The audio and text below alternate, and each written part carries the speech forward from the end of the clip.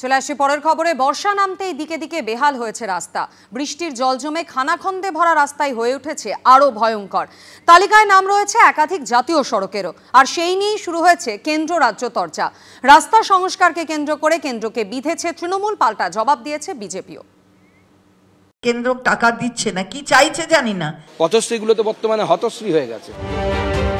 কি গ্রাম কি শহর, রাজ্য জুড়ে প্রবল দুর্যোগে সামনে এসেছে একের পর এক বেহাল রাস্তার ছবি। ভয় ধরনে এমন সব রাস্তা দিয়েই নিত্য যাতায়াত করছেন সাধারণ মানুষ।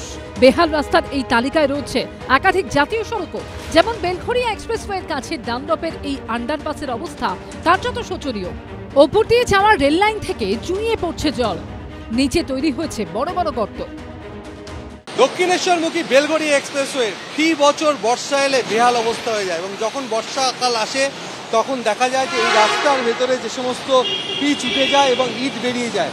পাশাপাশি এটা দেখা যাচ্ছে যে আন্ডারপাস, এর উপর দিয়ে রেল লাইন চলে গেছে, ওপর থেকে বৃষ্টির জল চুইয়ে চুইয়ে পড়ছে, সবসময় রাস্তা জলমগ্ন হয়ে থাকছে। এর ফলে বেলঘরিয়া এক্সপ্রেসওয়ে ডানলপের কাছে এই যে আন্ডারপাস, এই অংশের রাস্তার বেহাল দশা। এখানটা দীর্ঘদিন এখানে জল জমে যায়, এখানটা অন্ধকার থাকে, এখানে কাজের কোনো রকম ঠিক ঠিকানা নেই, গর্ত হয়ে থাকে সব সময়কার জন্য। যতদিন আসছি ততদিন দেখতে পাচ্ছি যে কোনো সময় দুর্ঘটনা ঘটতে পারে, যে কোনো মুহূর্তে একটা বড় কিছু দুর্ঘটনা ঘটতে পারে, এতটাই রাস্তার পরিস্থিতি। একদম পুরো সারা রাস্তা কষ্ট।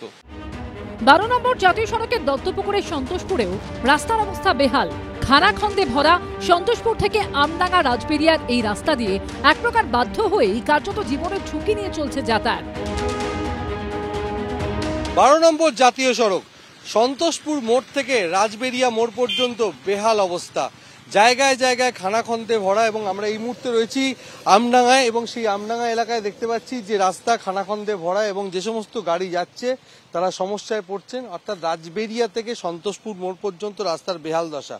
অপরদিকে এই 12 নম্বর জাতীয় সড়ক সম্প্রসারণের কাজ শুরু হয়েছে, কিন্তু প্রতি বছরের মতো এবছরও এই বর্ষাতে বেহাল অবস্থা দেখা দিয়েছে 12 নম্বর জাতীয় সড়কে।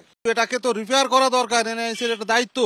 সেই যদি খানাখন্দে একটা পেশেন্ট নিয়ে গেলে তার অবস্থা আরো সিরিয়াস হয়ে যায়। আমাদের রাজ্য সরকার যদি, রাজ্য বা কেন্দ্র সরকার যদি অবিলম্বে রাস্তাটা অতি সত্ত্বরে মেরামত করে দেয় তাহলে আমাদের চলাচলের মধ্যে সুবিধা হবে। সমস্যা গর্ত যখন তখন দুর্ঘটনার সম্মুখীন হতে হচ্ছে আমাদের। কিন্তু সংস্কারের দায়িত্ব কার, তা নিয়ে শুরু হয়েছে চাপানুতর। অনেক অনেক জায়গায় তো আমাদের নিজেদের করতে হচ্ছে, কিন্তু কেন্দ্রের টাকা দেবার কথা, সেই কেন্দ্র টাকা দিচ্ছে না, কি চাইছে জানি না। চাইছে কি রাস্তায় এই ধরনের দুর্ঘটনা হোক, এই ধরনের ব্যাপারগুলো সংগঠিত হোক, এটাই চাইছে পরোক্ষভাবে, তাই মনে হয়, তাই টাকা দেয় না। ড্রামাবাজি, নিজের রাজ্যের রাস্তা ঠিক করতে পারে না। পথশ্রীগুলো তো বর্তমানে হতশ্রী হয়ে গেছে, এমন বাজে অবস্থা, সেখানে রাস্তার মানুষ চলতে পারে না। তারা আবার কেন্দ্রের রাস্তা ঠিক করবে। কেন্দ্রের রাস্তা কেমন হয় নিশ্চয়ই আপনারা দেখেছেন রিসেন্ট সময়ে, যেখানে আমাদের কল্যাণীর আশেপাশে তৈরি হয়েছে, আপনারা দেখে আসতে পারেন। সেখানে সারাইয়ের তো কোনো প্রয়োজন নেই। সব মিলিয়ে রাস্তা নিয়েও রাজ্য কেন্দ্র চর্চায় উত্তপ্ত রাজনীতির ময়দান।